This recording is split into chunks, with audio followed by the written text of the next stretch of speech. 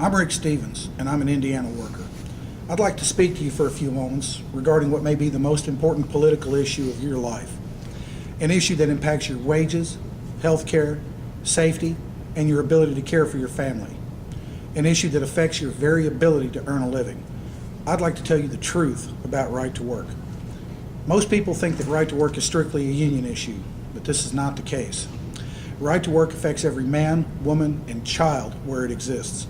It lowers their standard of living, raises unemployment, and destroys important safety controls and benefits enjoyed by many employees. Let's look at the facts and the history of right to work. Right to work began back in the 50s when several large corporations realized that their profit margins could go from good to incredible if only they could return workers' wages and benefits back to a percentage from pre-union days. So they formed the National Right to Work Committee to lobby government to pass laws that would bankrupt and decrease organized labor's protection of workers' wages, benefits, and rights. You can see for yourself that the very term, right to work, is an incredible conceit to cover objectives that do anything but help those who work for a living. So, the National Right to Work Committee began spreading lies and rumors, attacking labor unions and any group that attempted to organize labor. They made outrageous claims that right to work would improve living conditions, create more jobs, and attract industry to those places where it exists. Shortly, we'll do some comparisons and you can see these lies for what they are. Even back then, though, many saw this for exactly what it was. Martin Luther King Jr., as far back as 1961, said, quote, "In our glorious fight for civil rights, we must guard against being fooled by false slogans such as right to work. It is a law to rob us of our civil rights and job rights. Its purpose is to destroy labor unions and the freedom of collective bargaining by which unions have improved wages and working conditions for everyone. Wherever these laws have been passed, wages are lower, job opportunities are fewer, and there are no civil rights. We do not intend to let them do this to us. We demand this fraud be stopped. Our weapon is our vote." Unquote. But if you spend enough money and buy enough politicians, you can make enough people vote your way. And Dr. King's words had a long uphill fight until today, when 22 states have now passed right to work.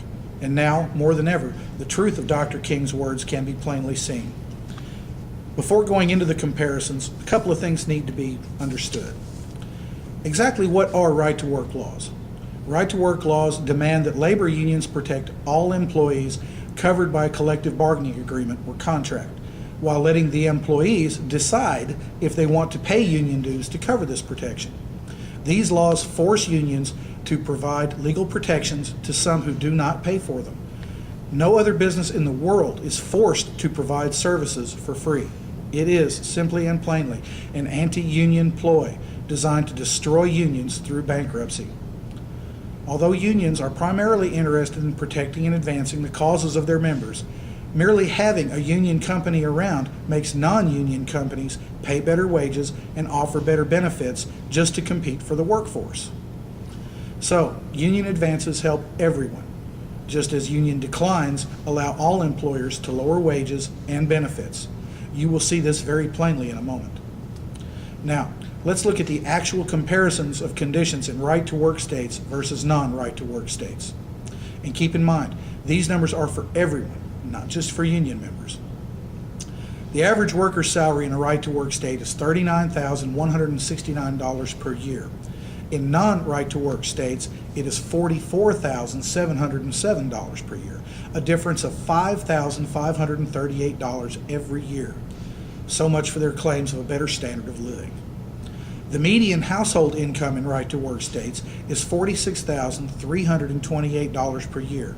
In non-right-to-work states, they boast $52,513 a year.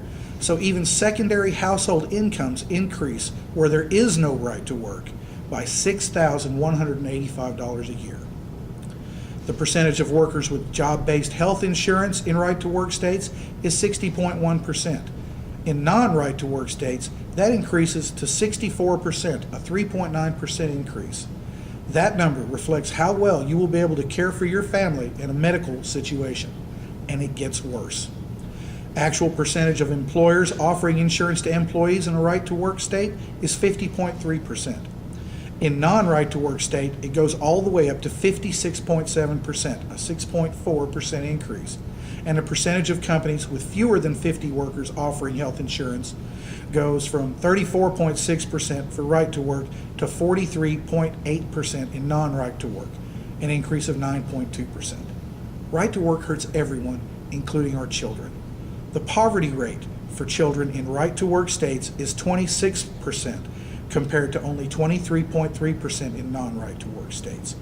Furthermore, right-to-work states spend an average of $2,671 less per year per child for elementary and secondary education, and these students are less likely to be at their grade level in math and reading. And sadly, infant mortality is 16% higher in right-to-work states, 16%. Perhaps the most shocking comparison between right-to-work and non-right-to-work states is that workplace deaths are an incredible 53% higher in right-to-work states. Can your family afford to lose you so that your employer can increase his profits and a few politicians can increase their war chests? And don't let these politicians tell you that they don't know these facts. Of the 10 states with the highest unemployment, 7 of them, including the nation's worst unemployment, Nevada, are right-to-work states. It doesn't seem to be helping them out very much, does it? Even right-to-work supporters admit that that it results in lower-paying jobs. On November 4th, 2011, one of right-to-work's most outspoken supporters, Indiana Governor Mitch Daniels, said that it was correct that right-to-work states have lower average wages. It doesn't occur to Governor Daniels that supporting right-to-work is telling hard-working men and women in Indiana that, as far as he is concerned, it's okay for them to have the second-best jobs.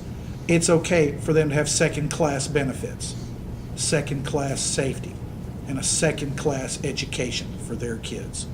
And he supports right-to-work despite a recent poll that states that only 38% of Indiana citizens support right-to-work laws. And the same holds true for every politician in this country who tells you that he or she supports right-to-work because it's for your good. Thank you.